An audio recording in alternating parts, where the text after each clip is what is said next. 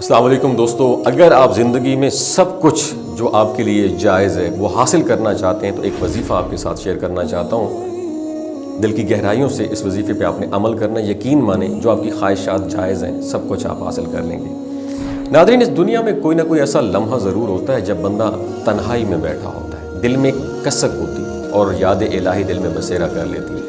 ہم اکثر دعائیں پڑھتے ہیں مگر حقیقت میں ہمیں مانگنا نہیں جانتے۔ ہم اگر دعا مانگنی سیکھنی ہو تو کبھی کسی فقیر کو دیکھیں جو سراپا سوال ہوتا ہے، اس کی آنکھیں سوال کرتی ہیں، اس کے ہاتھ سوال کرتے ہیں، اس کے کپڑے، چال، حالات سب کچھ سوال کرتے ہیں۔ ہم اللہ کے در پہ سوالی ہیں مگر سوال کرنا نہیں جانتے۔ میری درخواست ہے کہ ہم سب دعا مانگنے کی عادت ڈالیں اور اس کے لیے وقت بھی نکالیں۔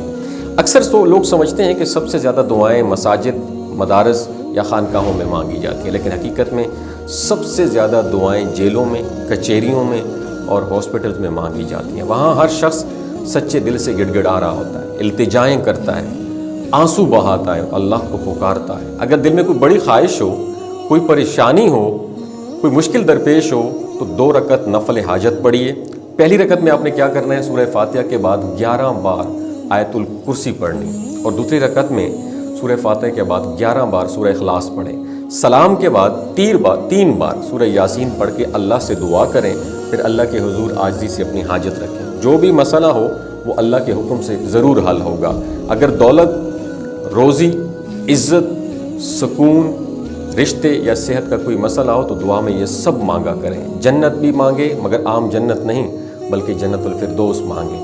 دنیاوی مال و دولت بھی مانگے مگر وسیع اور برکت والی مانگے۔ اللہ کے خزانوں میں کوئی کمی نہیں ہے، وہ عطا کرنے والا ہے۔ دعا مانگنے کے لیے پرسسٹنٹ ہونا پڑتا ہے۔ اللہ چاہتا ہے کہ بندے پورے دل و جان سے دعا کریں، ادھر ادھر متوجہ نہ ہو، دل حاضر ہو۔ اگر چند دن یہ پریکٹس کر کے دیکھیں، عمل اپنی زندگی کے سے حصہ بنا لیں تو زندگی میں بڑی حیران کن برکت اور تبدیلی دیکھیں گے۔ ایک اور حقیقت یہ ہے کہ مالدار لوگ کم دعا مانگتے ہیں جبکہ غریب ہر وقت اللہ کو پکارتے ہیں، اور غریب کے پاس بڑی بڑی دعائیں یاد بھی نہیں ہوتی مگر اس کا دل تڑپ کر دعا کرتا ہے اور یہی دعا عرش ہلا دیتی، جبکہ مالدار شخص اپنی تدبیروں پر بھروسہ کرتا ہے اور اکثر دعا کی قوت کو بھول جاتا ہے۔ یہی فرق ہے جو نسلوں کو یا تو عروج دیتا ہے یا زوال کی طرف لے جاتا ہے۔ والدین اپنی اولاد کے لیے مال و دولت، زیورات، جائیدادیں اور دنیاوی سہولتیں تو چھوڑ جاتے ہیں مگر مقدر، نصیب اور برکت دینے کا نہیں سوچتے۔ اگر نسلوں کی کامیابی چاہتے ہو تو ان کے لیے دعا کریں کہ اللہ انہیں اچھا نصیب، اچھا مقدر اور وسیع رزق عطا کرے۔ یہ دنیاوی نظام فانی ہے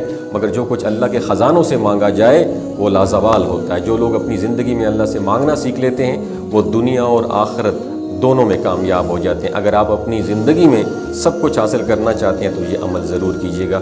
اپنا بہت خیال رکھیے گا۔ اللہ حافظ۔ دوستو، یہ جو گلگت بلتستان کے لوگ ہیں نا، ان کی ایوریج عمر 90 سال سے بھی زیادہ ہوتی ہے۔ You know Y?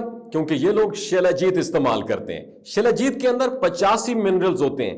اگر آپ چیزوں کو جلدی بھول جاتے ہیں، مردانہ کمزوری محسوس کرتے ہیں، اولاد جیسی نعمت سے محروم ہیں، آپ کے سپرم کاؤنٹ کم ہے، ٹیسٹوسٹیرون ہارمون امبیلنس ہے، سدا بہار جوان نظر آنا چاہتے ہیں، خون کی کمی کو دور کرنا چاہتے ہیں، ہڈیوں جوڑوں کے دردوں سے نجات حاصل کرنا چاہتے ہیں، موٹاپا کم کرنا چاہتے ہیں تو شیلاجیت کو ضرور استعمال کریں۔ ایک بات ہمیشہ آپ نے دماغ کی کھڑکیوں کو کھول کے سننی ہے، یاد رکھنی ہے، ہمیشہ آرگینک اور قدرتی چیزوں کا استعمال کریں۔ کیمیکل والے فوڈ سپلیمنٹ خدا رہا استعمال نہیں کرنے۔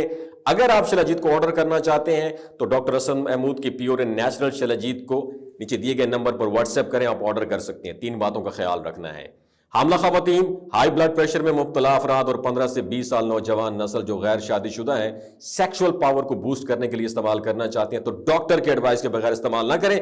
باقی سارے لوگ بے دھڑک گرمی اور سردیوں میں استعمال کر سکتے ہیں۔ اپنا بہت خیال رکھیے گا۔